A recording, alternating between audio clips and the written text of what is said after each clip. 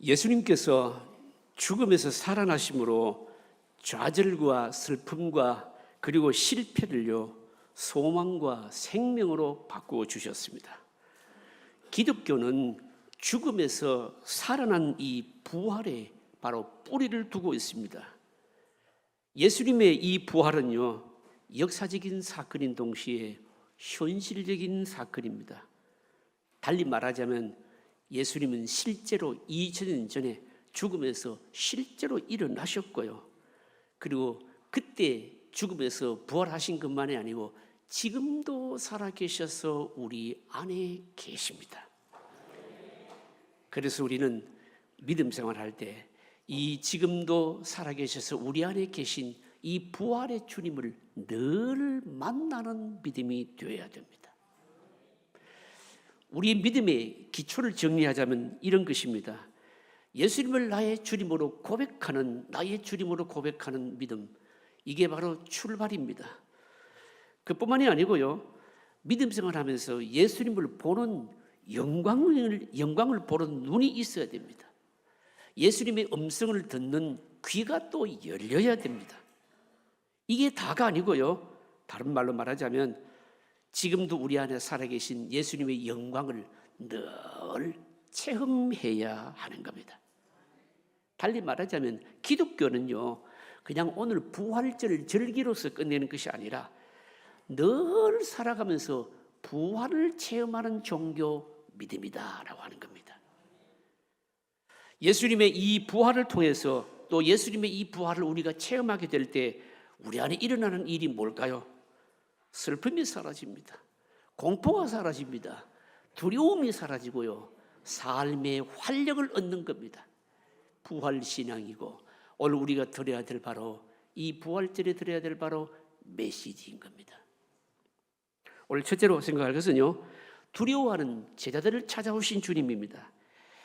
예수님이 부활하셨다 소식을 듣고 흩어졌던 제자들이 모였습니다.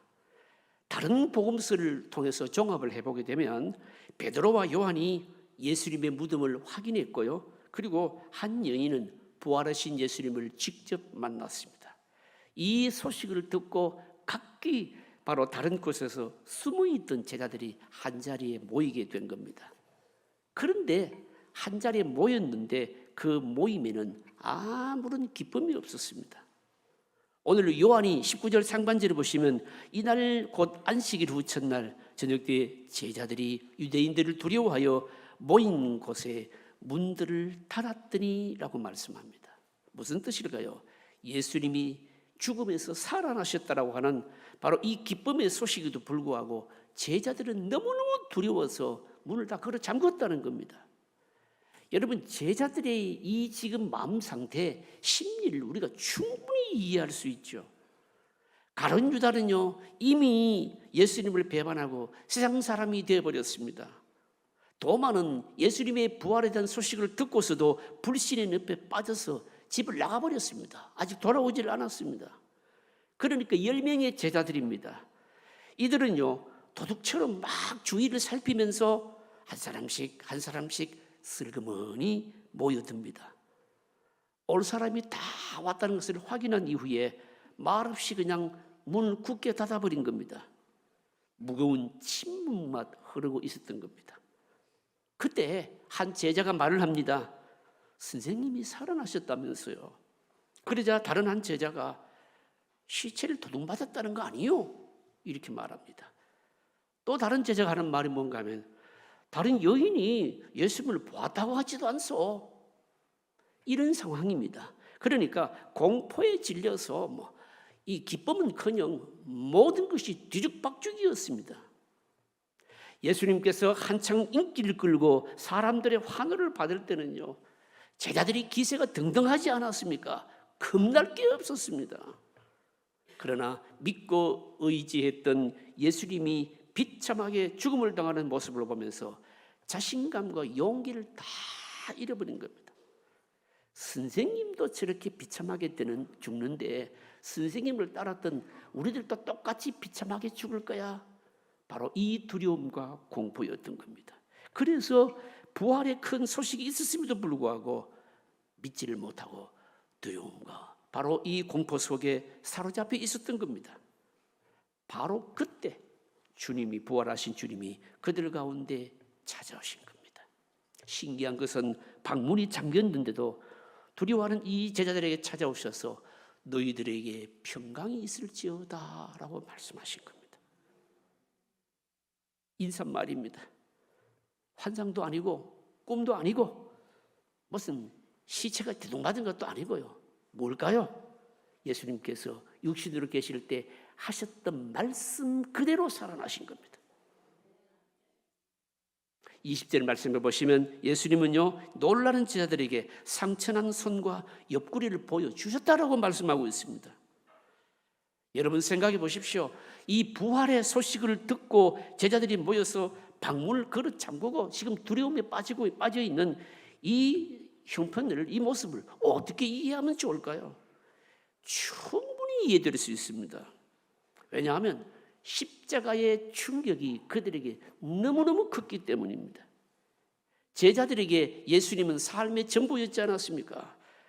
육신으로 계실 때 모든 필요를 채워주셨습니다. 그들의 모든 장래는 예수님께 달려 있었습니다. 그런데 그들이 보는 앞에서 예수님이 십자가에서 너무 끔찍한 사형을 당하신 겁니다. 이제 그들에게는, 제자들에게는 아무것도 없었습니다. 철저한 패배자가 되고 만 겁니다.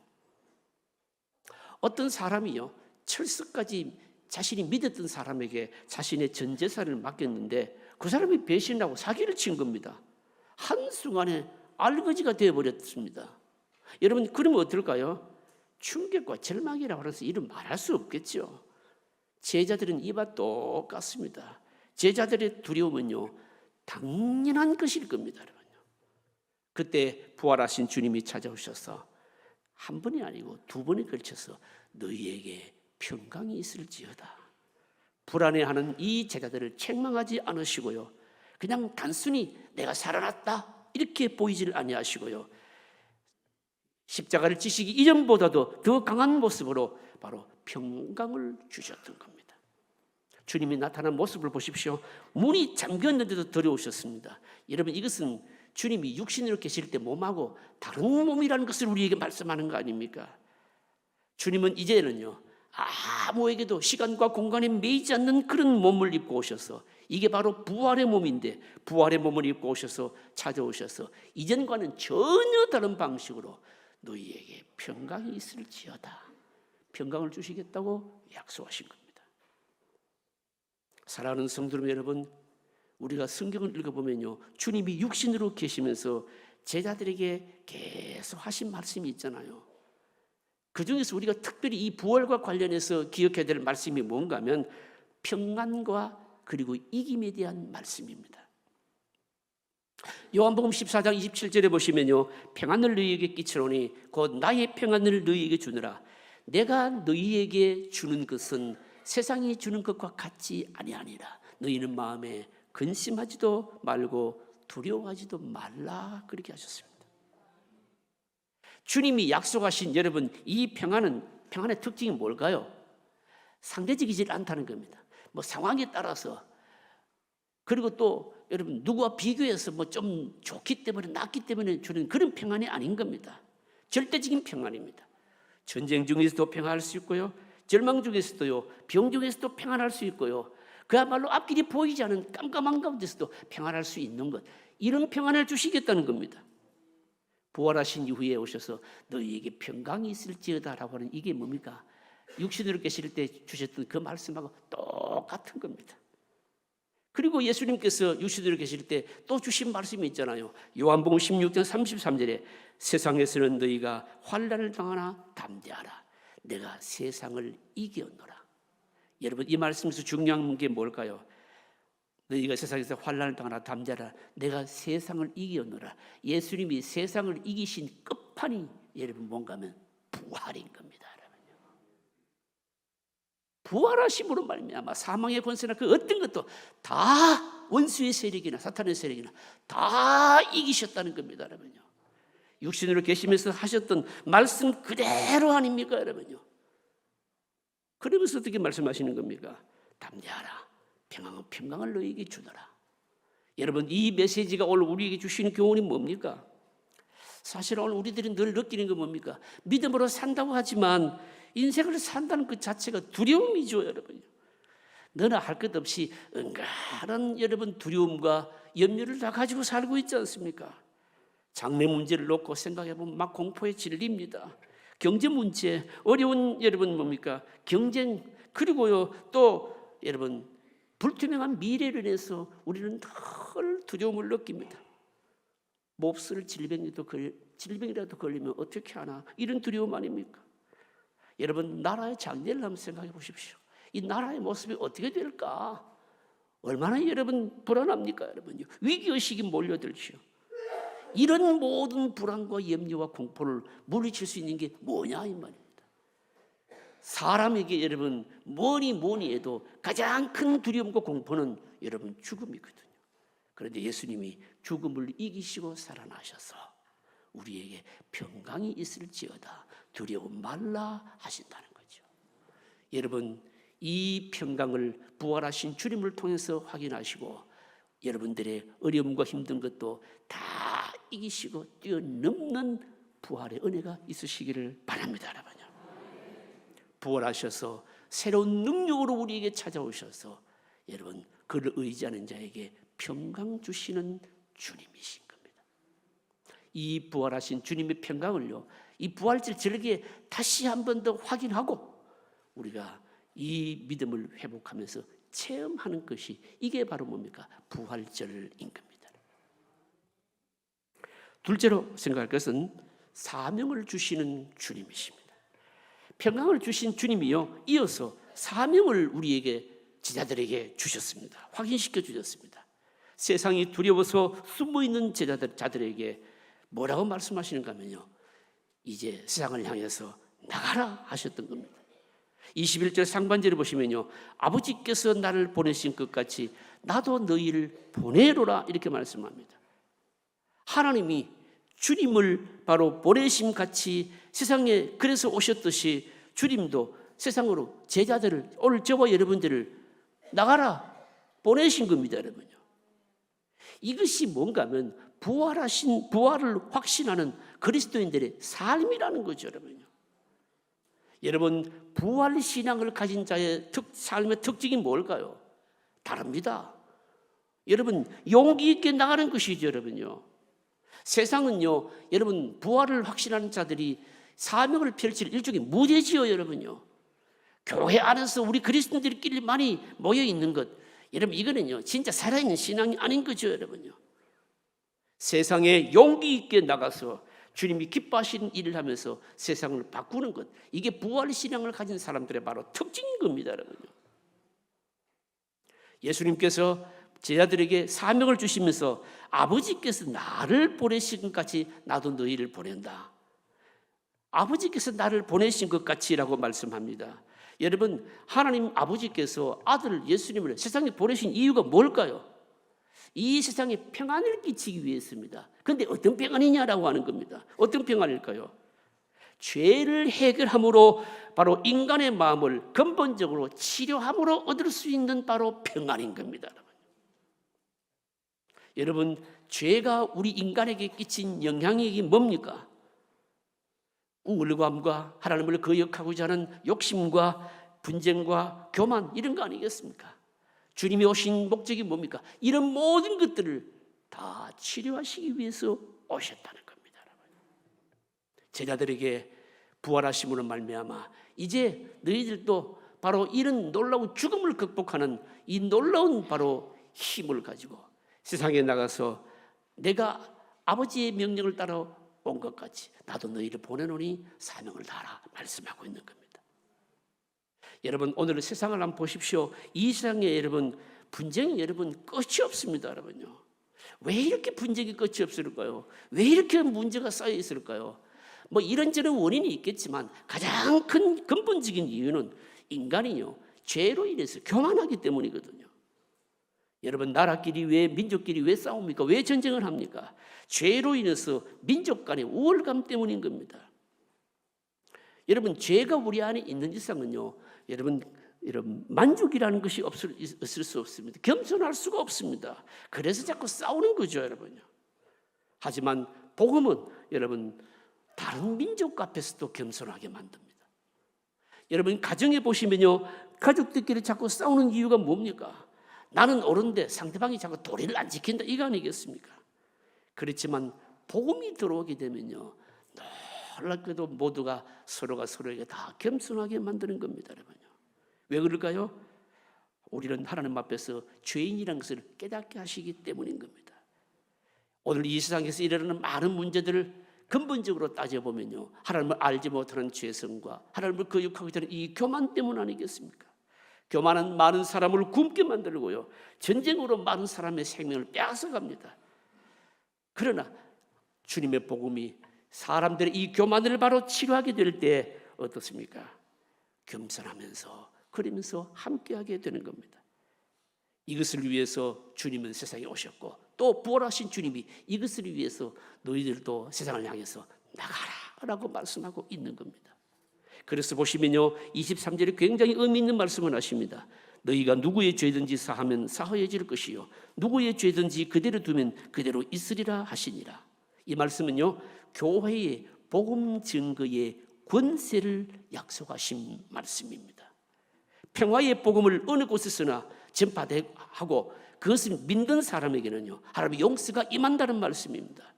복음 증거의 특권과 바로 책임을요 말씀하시는 겁니다, 여러분요. 사람의 죄를 여러분 용서받게 하는 복음은요, 오로지 주님의 제자들과 오늘 우리들과 교회에만 맡겨주신 것이거든요. 여러분 어느 누구도 이것을 대신할 수가 없습니다. 그래서 교회가 엄청난 사명감을 느끼고 바로 이 일을 감당하게 될 때 주님이 우리와 함께 하시는 겁니다, 여러분요. 부활의 주님을 만나고서도 여러분 우리가 이기적으로 산다면 여러분 우리의 신앙을 바꾸어야 됩니다. 여러분 한번 생각해 보십시오. 우리는 언제나 여러분 내 문제만 매달려 있지 않습니까? 주님께 구하는 것이요 언제나 나의 것만 가지고 구하지 않습니까, 여러분? 부활하신 주님을 만남으로 내가 얻은 기쁨과 평안과 이 확신을, 이 능력을 이제는 전해야 된다는 거죠, 여러분.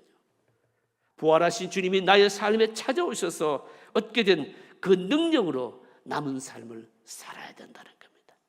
여러분 이게 바로 부활절에 우리에게 주신 바로 메시지입니다. 나와 우리 가정만을 축복해달라 하지 마시고요, 믿음의 사람들은 다른 사람들을 위해서, 다른 사람의 축복을 위해서 기도해야 된다는 것이죠. 이렇게 사는 것이 부활하신 주님을 만난 사람들의 삶인 겁니다. 여러분 이 삶을 사시는 저와 여러분들과 우리 교회가 될 수 있기를 바랍니다. 오늘 마지막으로 생각할 것은 제자들에게 성령을 주셨습니다. 주님이요 주신 이 사명을 우리가 가지고 세상에 나가려면, 사명을 감당하려면 뭐가 필요할까요? 힘이 필요하죠. 여러분 그 힘이 뭘까요? 22절입니다. 여러분 22절 읽으실까요? 같이 읽겠습니다. 이 말씀을 하시고 그들을 향하여 숨을 내쉬며 이르시되 성령을 받으라.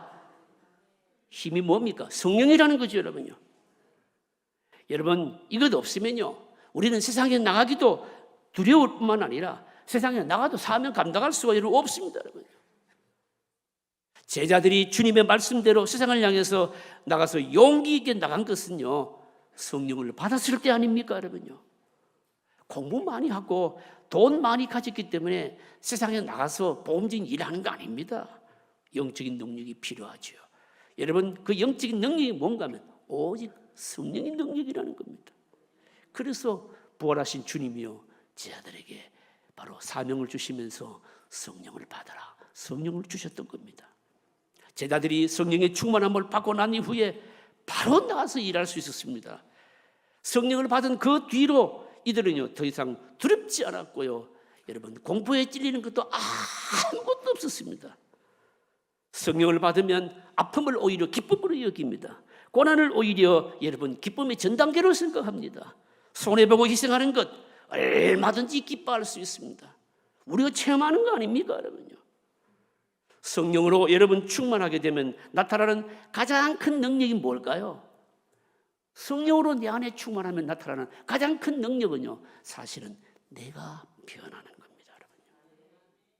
우리의 변화죠, 여러분요.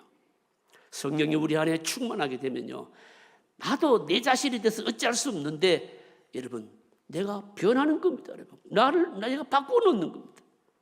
상황이나 세상이 바뀌어지는 거 아닙니다. 성령이 내 안에 충만하게 되면 내가 변한다는 거죠. 뭐가 변한다는 겁니까? 근심이 있고 걱정이 있고 고난이 여전히 있는 그런 세상이지만 여러분, 세상을 보는 이제 눈이 달라지게 된다는 겁니다. 세상을 대하는 자세가 달라지게 된다는 겁니다. 이게 뭘까요? 성령의 효과이고 성령 충만함인 겁니다.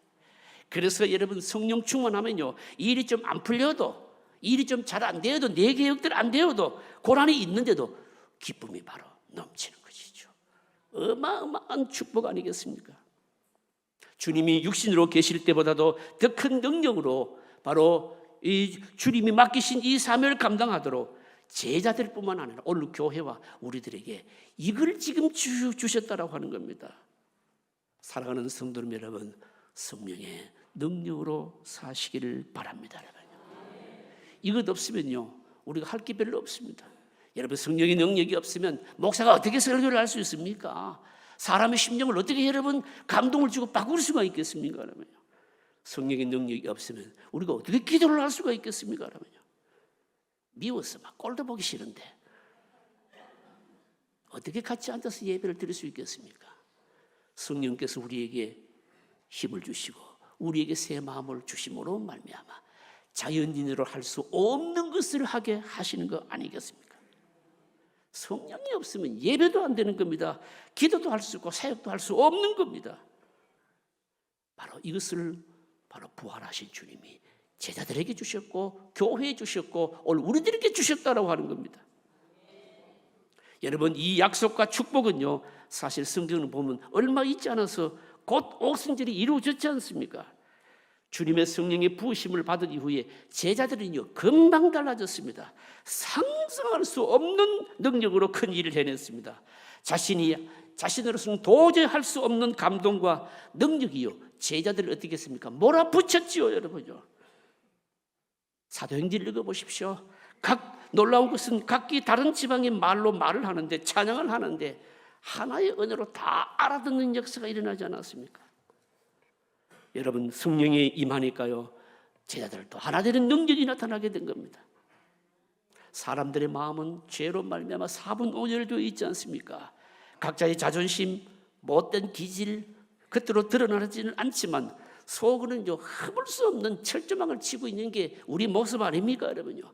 겉으로는 아름다운 말도 하고 예의도 차리지만 속으로는요, 아주 못된 칼을 갈고 있잖아요. 그런데 이런 죄의 찌꺼기들도 우리 안에 성령이 임하면 다 없애주신다는 거죠, 여러분요. 여러분, 이게 여러분 올 부활하신 주님이 약속하셨고 약속대로 우리에게 주신 겁니다, 여러분요.